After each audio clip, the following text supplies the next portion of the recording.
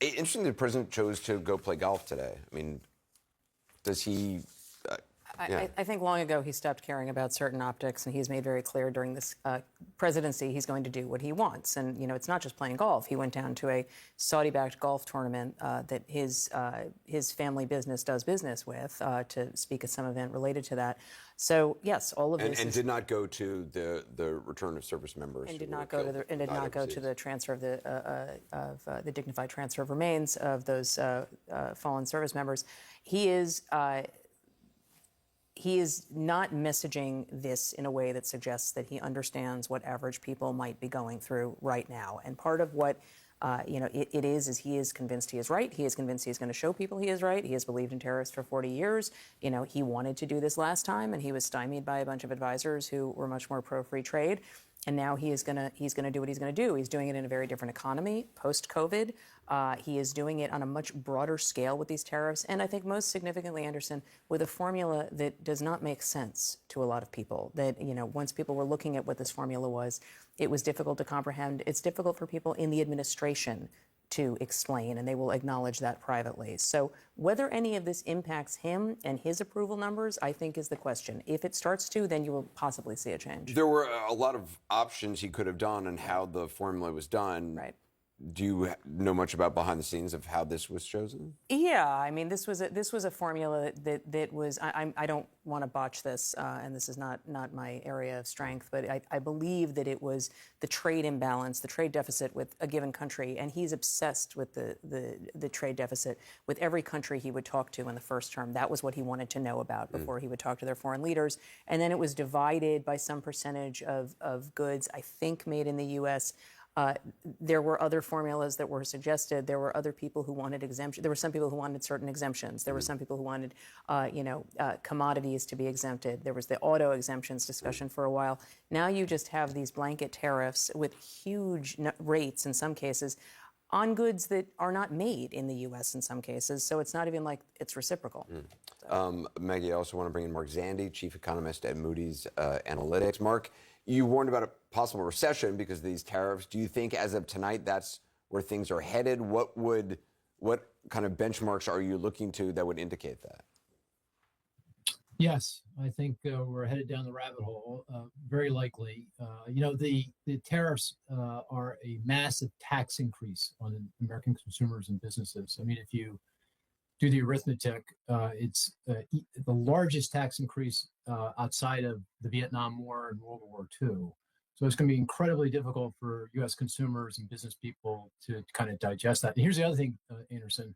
It's a regressive tax, meaning it really hits low and middle-income households a lot harder than high-income households. And that's simply because low-income households devote a higher share of their budget to imported goods. Just to give you a number, if the president implements all the tariff increases that he's laid forth, the average American household will need to spend $2,100 more a year to buy the same goods that they're buying now. So just kind of think about that in the context of the financial pressure that a lot of households are under.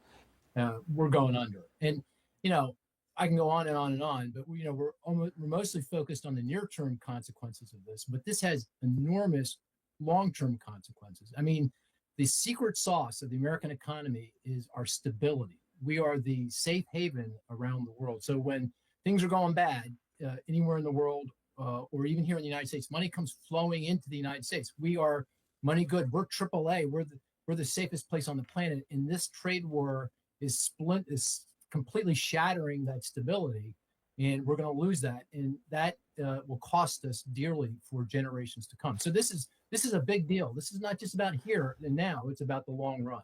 Maggie, he has talked so much about stock markets as a benchmark of things. If the country gets into recession territory, I mean, do you see any sign of him changing his tune on this, saying it's a negotiation and then starting to I think do piecemeal negotiations? You've seen hints of that already in the last 2 days. He said something about deal making when he was on Air Force One traveling yesterday. He said something about Vietnam, I think it was, wanting a deal on Truth Social earlier today. Everything is the starting point of a negotiation with him. He took a maximalist position here. But it will be, he avoids blame at all costs, as you know. And so it certainly won't be he who says, yes, this was a bad idea, maybe we shouldn't have done it this way. There will be some advisor or maybe several advisors who get blame. He will rail at Jay Powell, as you noted earlier, who had said that this is heading into inflation territory. He was talking on social media about how the rates should be cut. I think that you will see action in that direction, but it won't do much to improve the country's fiscal outlook if he does that. So sure, he will maybe pull back, but at that point, a lot of things will have happened. Mark, will it make a difference to the markets and therefore to people's retirement accounts if the president does, in fact, negotiate quickly with other countries, or is there an element of fear now baked in the foreseeable future? Well, I mean, the damage has been done, but there's still an off ramp here. So if the president is able to pivot, and he's done that in the past, the trade war begins to abate, the tariffs come down. The economy came into the year performing exceptionally well, in a very good spot, 4% unemployment, full employment. We were rip roaring.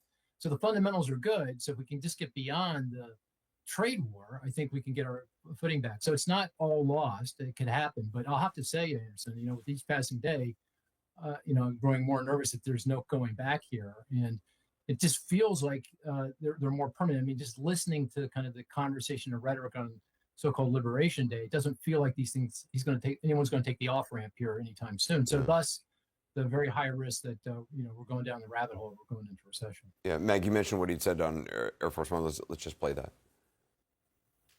And every country's called us. That's the beauty of what we do. We put ourselves in the driver's seat.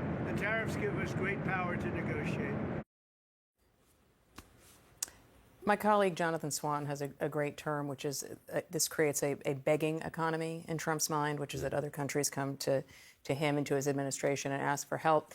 Are these a negotiating tool or are these a revenue raiser in his mind? The answer is yes, right? He thinks they're both, and the problem is that those two things don't work together. And so, it's hard to see him keeping these in place long enough to try to test the theory of whether they will be a revenue raiser. At the same time, they are talking about a tax cut for businesses, which he referenced before.